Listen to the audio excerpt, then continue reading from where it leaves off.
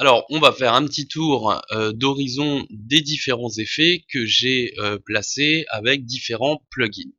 Alors, ici, dans ce calque d'effets, j'ai mis Misfire Fading. Donc, on va voir un petit peu ce que ça donne finalement avec et sans. Donc, je l'ai mis à 25%. Donc, si je le mets à 100%, vous allez voir ce que ça donne. Voilà. Donc ça finalement donne un espèce de d'effet en fait, ça pallie un petit peu l'image et puis c'est vrai que ça donne un côté un petit peu brouillard, brume. Donc du coup, je vais le remettre à 25% et cet effet donc vous pouvez l'obtenir donc dans Red Giant Miss Fire. Alors le prix, je sais plus exactement, il faut aller sur leur site. Donc vous avez tout un tas de choses et il est ici Miss Fire Fading. Donc je l'ai réglé à 100% ici et à 25% ici. Après, j'ai ajouté donc un solide et le CC Snowfall, donc la neige qui tombe, avec un flou gaussien à 0,2. Donc si je mets une petite prévisualisation, voilà un petit peu avec ces réglages comment la neige tombe. Donc flake 100, size 10,55, variation 25, sendef 5000, speed 95, variation speed 100, wind 75, variation wind 100, speed 15 et opacité 50. J'ai ajouté à ça le flou gaussien à 0,2. Donc vous voyez un petit peu la neige, comment elle tombe. Donc c'est vrai que c'est plutôt plaisant la manière dont elle tombe. Donc si vous voulez qu'elle tombe de manière similaire, voici la manière dont je me suis réglé. Et j'ai laissé l'opacité à 100%. Donc maintenant en dessous, j'ai ajouté encore de la neige, mais je me suis réglé de manière différente pour donner cette sensation de profondeur. Vous voyez? Alors là, ici, donc Flake 250, size 11,89, donc etc. À vous de regarder la manière dont je me suis réglé. Donc je regarde au niveau de l'opacité, je suis resté à 100%. Et j'ai mis ce coup-ci un flou encadré. Donc rayon de flou, je l'ai mis à 2. Itération, je l'ai laissé à 1. Et puis, alors, dans l'idée, il faut recopier les pixels du contour pour que ça épouse bien le contour de ma fenêtre et qu'on n'ait pas une espèce de flou qui vienne se mettre en rebord. Voilà. Donc, vous n'êtes pas obligé de le faire avec flou encadré, hein, vous pouvez le faire aussi avec le flou gaussien. Donc du coup, si j'additionne les deux, donc j'ai les réglages pour la neige ici, qui sont un petit peu plus fins et plus nets, et puis le deuxième que j'ai fait avec les réglages ici, qui sont un peu plus gros et un peu plus flous, comme s'ils étaient en premier plan de la caméra. Donc je vous laisse regarder comment je me règle, et puis on va lancer une prévie pour voir les deux additionnés, ce que ça donne. Donc j'ai pas voulu faire une grosse rafale de neige, ça m'intéressait pas. Et je trouve que c'est plutôt plaisant de voir ces flocons qui tombent très très légèrement. Alors ça, le CC Snowfall, je sais plus, je crois que c'est à partir de la version CS5.5, si je me trompe pas, c'est à vérifier, finalement qu'on peut retrouver cette simulation de neige. Donc ça, c'est avec l'effet de base de After Effects, mais vous pouvez aussi le retrouver, donc qui est quand même beaucoup plus sympa, donc de Red Giant en fait, dans Trapcode Particular, c'est vrai que là on peut faire de la neige qui est quand même nettement plus réussie, mais je trouve qu'avec le CC Snowfall, c'est plutôt pas mal pour ce genre de matte painting.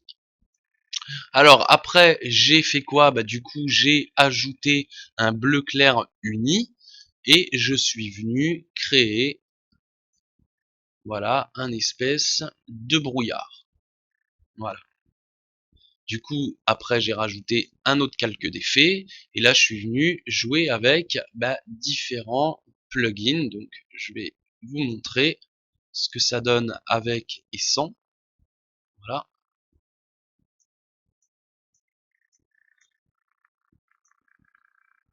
Donc je suis resté sur l'opacité globale à 100%.